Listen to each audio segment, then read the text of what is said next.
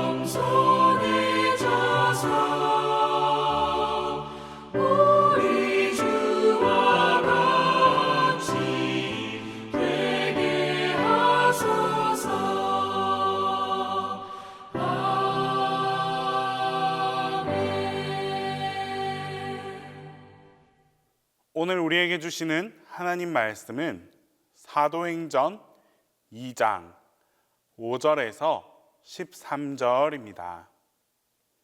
신약성경 사도행전 2장 5절에서 13절입니다.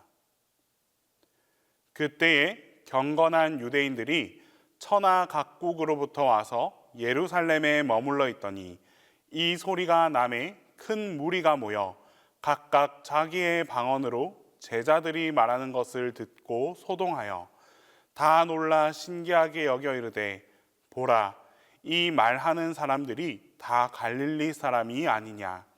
우리가 우리 각 사람이 난 곳 방언으로 듣게 되는 것이 어찌 됨이냐.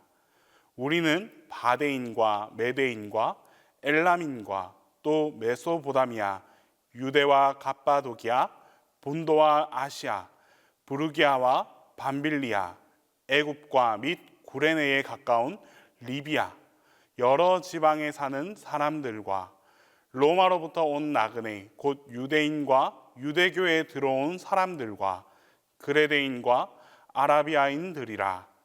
우리가 다 우리의 각 언어로 하나님의 큰 일을 말함을 듣는도다 하고 다 놀라며 당황하여 서로 이르되 이 어찌 된 일이냐 하며 또 어떤 이들은 조롱하여 이르되 그들이 새 술에 취하였다 하더라. 오늘날 외국어를 배우는 것은 특별한 재능을 가진 사람이 아니라면 그리 쉬운 일이 아닙니다. 단어를 외우고 문법과 문장 구조를 익히는 것도 어려운 일이거니와 외국인과 자유롭게 의사소통하는 것은 다소 불편하고 어려운 일일 수 있습니다. 그런데 어느 날 갑자기 나는 우리말을 하고 있는데 외국인이 내 말을 알아듣고 또 나도 그의 말을 알아듣게 된다면 그 일을 어떻게 설명할 수 있겠습니까? 오늘 말씀에 그런 일이 실제로 일어났다라고 기록하고 있습니다. 바로 성령 받은 사람들에게 일어난 일입니다. 예수님은 승천하시기 전에 제자들에게 예루살렘을 떠나지 말고 여기서 성령 받기를 기다리라 라고 말씀하셨습니다. 예루살렘은 그들에게 실패한 곳이었지만 그들은 주님의 말씀대로 그곳을 떠나지 않고 기다렸습니다. 기도하면서 돌밭 같은 그 마음을 다시 기경하며 기다렸습니다. 그러자 드디어 그들에게 성령님께서 임하셨습니다. 성령님께서 임한 후에 그들에게 놀라운 변화가 생겼습니다. 그들이 다 성령의 충만함을 받고 성령이 말하게 하심을 따라 다른 언어들로 말하기를 시작하니라. 마가의 다락방에 모인 120명의 성도들은 외국어를 배운 경험이 없었습니다. 갈릴리에서 어부로 살았고 예수님을 따라다니면서 주의 말씀을 듣기를 원했던 사람들이었습니다. 그런데 그들이 각기 다른 외국어로 말하는 일이 일어났습니다. 방언의 역사가 시작된 것입니다. 그런데 이들은 다른 나라 사람들이 말하는 것도 알아듣게 되었습니다. 8절 말씀입니다. 우리가 우리 각 사람이 난 곳 방언으로 듣게 되는 것이 어찌 됨이냐. 당시 오순절을 지키기 위해서 흩어져 살고 있던 디아스포라 유대인들이 그곳에 모였습니다. 당시 그곳에 모인 사람들의 출신 지역을 성경은 이렇게 설명합니다. 우리가 다 우리의 각 언어로 하나님의 큰 일을 말함을 듣는도다 하고, 성령님이 오심으로 언어가 다른 언어들이 하나가 되는 역사가 일어나게 된 것입니다. 우리는 이 사건을 보면서 하나였던 언어가 혼잡하게 된 사건을 떠올릴 수 있습니다. 바로 창세기 11장에 나오는 인간이 바벨탑을 쌓았던 사건입니다. 사람들은 이 시나이 평지에서 바벨탑을 쌓습니다. 그들이 바벨탑을 쌓은 이유가 하나님을 불편하게 했습니다. 창세기 11장 4절은 다음과 같이 말합니다. 또 말하되 자 성읍과 탑을 건설하여 그 탑 꼭대기를 하늘에 닿게 하여 우리 이름을 내고 온 지면에 흩어짐을 면하자 하였더니, 하나님께서 노아 홍수 이후에 노아와 가족들에게 온 지면에 흩어져서 땅에 충만하게 거하라라고 말씀하셨음에도 불구하고 그들은 온 땅으로 흩어지는 것을 원하지 않았습니다. 결국 그들은 탑을 높이 쌓아서 하늘 꼭대기까지 오르게 하고 그들의 이름을 높이기를 원했습니다. 그들은 이렇게 교만을 드러냈습니다. 하나님은 인간의 교만을 가장 싫어하십니다. 하나님은 인간들이 탑을 쌓는 곳에 친히 내려오셨습니다. 그들이 교만한 마음으로 탑을 쌓는 것을 멈추게 하기 위함이었습니다. 그래서 언어를 더욱 혼잡하게 만들어버렸습니다. 공사하는 중에 언어가 혼잡하게 되니 더 이상 이 공사를 진행할 수 없었습니다. 그때부터 인간은 흩어지기 시작했고 비슷한 언어를 사용하는 사람들끼리 모여 살기 시작했습니다. 창세기 11장에서 혼잡하게 된 언어가 사도행전 2장에 와서 바로 이 성령 강림의 순간에 와서 다시 하나가 되는 역사가 이루어지게 된 것입니다. 언어가 혼잡하게 된 이유는 인간의 교만 때문이었습니다. 하나님에게까지 도달하려는 그 인간들의 교만, 하나님의 말씀을 어기고 온 지면의 흩어짐을 면하고자 했던 그 인간들의 교만 때문에 언어가 혼잡하게 되었습니다. 제자들은 성령을 기다리면서 기도했습니다. 그 어느 때보다 간절한 마음으로 말씀을 지키며 기도하기 시작했습니다. 이렇게 기도했더니 그들의 주인이 바뀌었습니다. 마음에 있던 돌이 제거되고 낮아지고 겸손하게 되고 이제 다시금 하나님의 은총을 사모하게 되었습니다. 하나님의 능력과 하나님의 그 강함을 소망할 수 있게 되었습니다. 그런 인격, 그렇게 변화된 이 사람들에게, 이 제자들에게 성령님께서 다시금 자연스럽게 임하여 주셨습니다. 이처럼 교만이 사라진 인간에게 언어가 회복되는 역사가 일어납니다. 교만 때문에 갈라지고 혼잡하게 된 인간의 언어가 다시금 겸손으로 하나가 되는 역사가 나타나게 되었습니다. 이것이 바로 방언의 역사입니다. 오늘 우리는 같은 언어를 사용하면서도 소통하지 못하는 소통 부재의 시대를 살고 있습니다. 같은 우리나라 말을 사용하고 있음에도 불구하고 대화가 되지 않는 일이 사회 곳곳에서 일어나고 있습니다. 우리는 성령의 은혜를 받아서 방언을 하면서도 교회 공동체에서는 정작 소통하지 못하고 있습니다. 이것은 진정한 방언을 받았다라고 말할 수 없는 것입니다.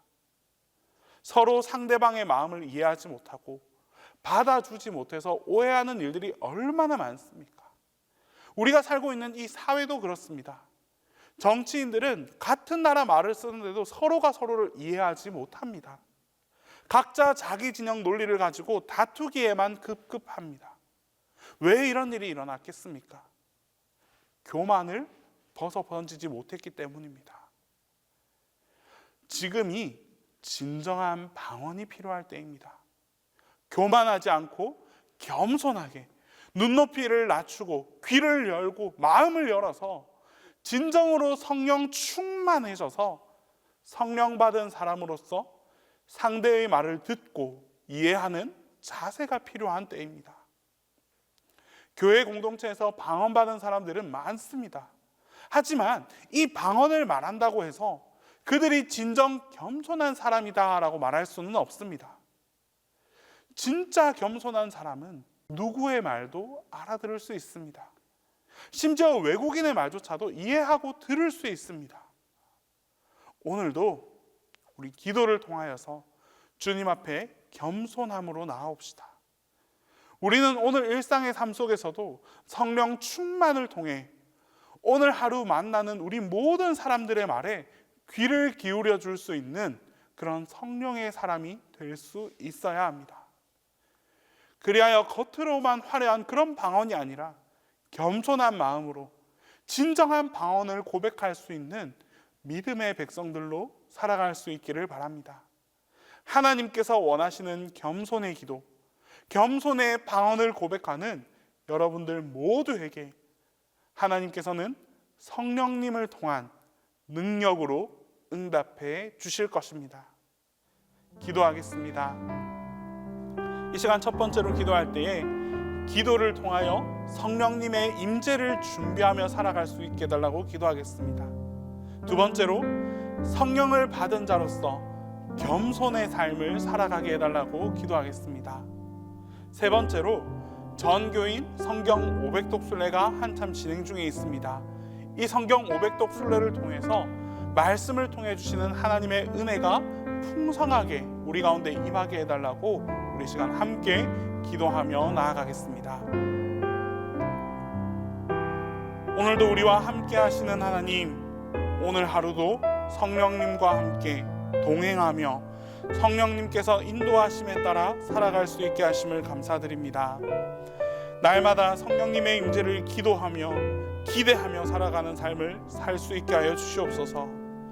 나의 삶 가운데 성령님의 능력이 나타나게 하시고 성령님의 도우심이 나타나게 하여 주시옵소서. 그리하여 내 안에 성령님께서 항상 임재하고 있음을 깨닫게 하시고 이를 위해 언제라도 준비된 자녀로 살아가게 하여 주시옵소서. 주님, 우리는 성령님으로 능력을 힘입어 살아갑니다. 때문에 늘 겸손한 마음을 품게 하여 주시옵소서. 내 생각을 앞세우기보다는 하나님의 뜻을 분별하게 하시고 나의 목소리를 키우기보다는 다른 사람의 목소리에 귀를 기울여 줄 수 있는 겸손의 마음을 갖게 하여 주시옵소서.